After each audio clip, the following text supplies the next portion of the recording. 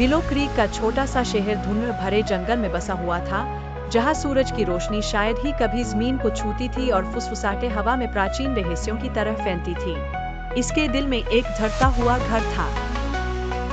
Emma, एक जिज्ञासु पत्रकार जो अलौकिक चीजों में रुचि रखती है, हवेली के रहस्यों को उजागर करने के लिए उत्सुक होकर विलो क्रीक पहुंची।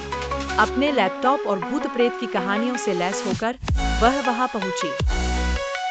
सराय का मालिक, एक हुका हुआ बूढ़ा आदमी जिसके चेहरे पर गिरे हुए पत्ते से भी ज्यादा हुर्रियां थीं, ने उसे चेतावनी दी। यह हवेली अपने रहस्यों को कसकर रखती है। सावधान रहना, क्योंकि जो लोग खोजबीन करते हैं, वे अक्सर उससे ज्यादा पा लेते हैं जिसकी उन्होंने उम्मीद की थी। जैसे ही तूफानी बादल पैरों पर छाने लगे, दरवाजा भयावह रूप से चरमराने लगा। जब वह भव्य फोयर में दाखिल हुई, जो धूल और बीते युग की यादों से भरा हुआ था, उसने अपनी टॉर्च जलाई और आंखें खोली। प्राचीन वस्तुओं से भरे कमरे का निरीक्षण करते समय एम्मा की नजर चिमनी की राख में पड़े एक जटिल रूप से डिजाइन किए गए चांदी के लॉकेट पर पड़ी। उसने उसे उठाया और अपनी रीढ़ की हड्डी में ठंडी सिरन महसूस की। उस रात, फुसफुसाती हवाओं और गूंजते कदमों को शांत करने में असमर्थ, एम्मा ने तस्वीर में महिला का सपना देखा। महिला ने पुकारा, उसकी आवाज नरम और अलौकिक थी, मुझे खोजो, मुझे आजाद करो, प्रेरित। इसके रहस्यों को जानने के लिए दृढ़ संकल्पित होकर, उसने उस परिवार के इतिहास को एक साथ जोड़ना शुरू किया जो कभी वहां रहता था, और रहस्यमय परिस्थितियों में खोई हुई एक बेटी की कहानी की खोज की, जो अफवाहों से घिरी हुई थी। अपनी अथक खोज में, एम्मा अंततः एक भूतिया धुन से आकर्षित होकर अटारी तक पहुंच गई।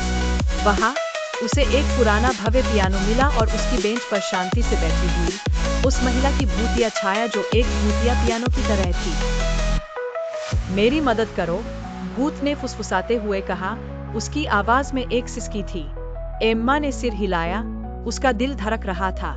उसे एहसास हुआ कि महिला की आत्मा दुनिया के बीच फंस गई थी, उनकी किस्मत आपस में उलझी हुई थी। एम्मा ने कांपते हुए हाथ को अपने ऊपर महसूस किया। कमरा एक शानदार रोशनी से भर गया, और एक पल के लिए एम्मा को भारहीन महसूस हुआ। जब रोशनी फीकी पड़ गई, तो उसने खुद को अकेला पाया। हवा अलग लग रही थी, घर शांत था जैसे कि अपने बिस्तर को पकड़े हुए हो। जैसे ही वह जाने के लिए मुड़ी, यह उम्मीद करते हुए कि उसके प्रयासों से आत्मा को शांति मिली होगी, एम्मा ने टूटी हुई खिड़की में अपना प्रतिबिंब देखा। उसका दिल रुक गया, उसे घूरना उसके लिए नहीं था। आत्मा को मुक्त करने के बाद, एम्मा ने उसकी जगह ले ली थी और हमेशा के लिए हवेली की छाया में बंध गई थी। जब उसे अपनी जिज्ञासा की कीमत का एहसास हुआ तो डर और स्वीकृति का मिश्रण उसके ऊपर छा गया। खोई हुई आत्मा की मदद करने में, वह अनजाने में घर के अपने भूतिया इतिहास का हिस्सा बन गई थी। बाहर तूफान जारी था, और अंदर, एम्मा ने उस दुनिया को अलविदा कह दिया जिसे वह कभी जानती थी, अब एक छाया बन गई है।